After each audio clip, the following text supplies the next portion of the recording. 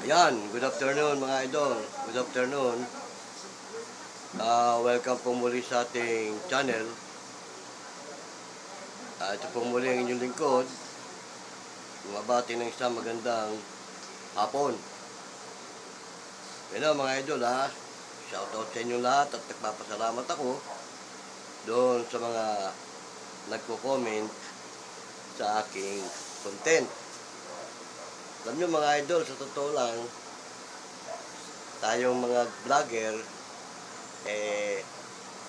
walang dapat isama ng loob doon sa ating mga viewer, pangit man o maganda ang kanilang comment. Diba, tama?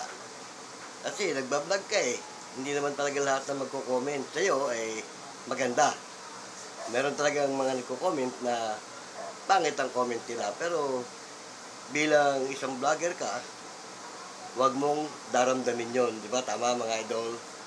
Nasa larangan ka ng social media, dapat lahat friend mo. Oo, wala kang dapat na kainisan o kabubisitan. Ginusto mo yan nagbablog ka O di tanggapin mo kung anong comment sa'yo, di ba? Tama? Doon sa mga nag-comment sa akin, nagpapasalamat ako ng marami sa inyo. Dahil kahit papano, idol ko kayo, di ba? Oo, pangit man ang comment mo, maganda man ang comment mo, binabati pa rin kita ng isang magandang hapon. At nagpapasalamat ako sa inyong lahat. Hindi ko man mabanggit mga idol ang inyong mga pangalan, nawa ay nasa mabuti kayong kalagayan.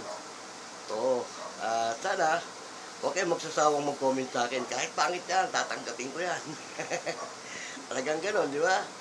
Oo, ako nga minsan nagko-comment din ako ng pangit doon sa kapwa ko, vlogger.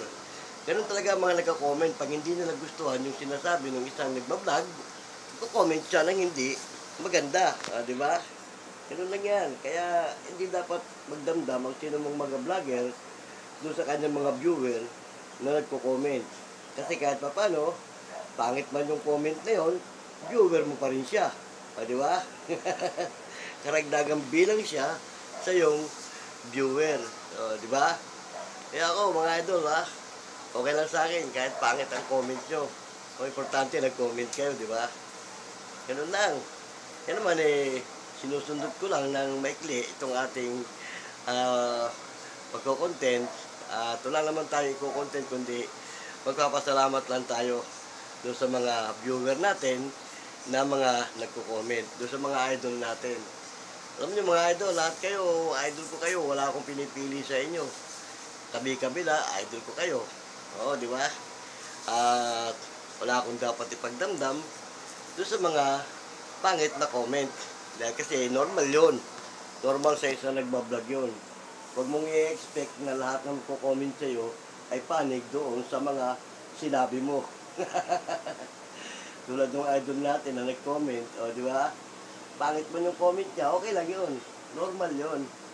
Oo, kaya nagpapasalamat pa rin ako sa ating mga idol na nagko-comment. Diba? Tama? Hindi tayo pusong mamon. Kapag pumasok ka sa larangan ng social media o anumang larangan, tulad ko mga idol, may tungkulin din ako sa amin dito, sanay na tayo doon sa mga tao na medyo hindi maganda ang estikulasyon at hindi maganda ang pakikitungo. O social media man yan o personal, sanay na po tayo dyan dahil kasi sa larangan ng serbisyo publiko, kapag pumasok ka dyan, handa mo sarili mo. O, di ba? Tama?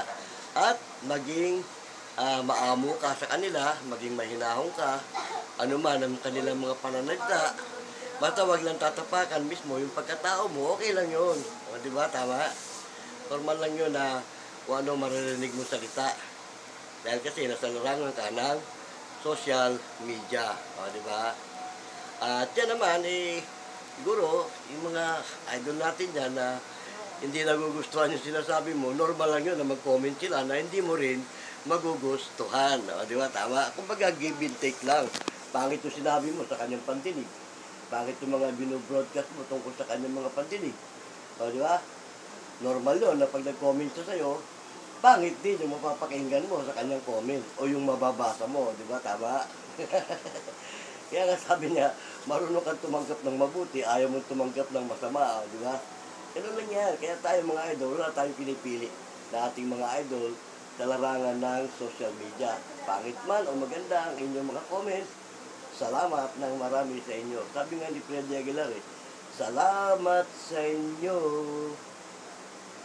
Kung hindi dahil sa inyo, wala ako rito. O, di ba? Tama? Ganun lang yan, mga idol. Kaya yan pasamantala. Sinundot ko lang pasamantala yung ating para magpasalamat tayo doon sa ating mga idol na nagko-comment. O, bueno, salamat muli sa inyo. Muli inyong lingkod, si Boyet.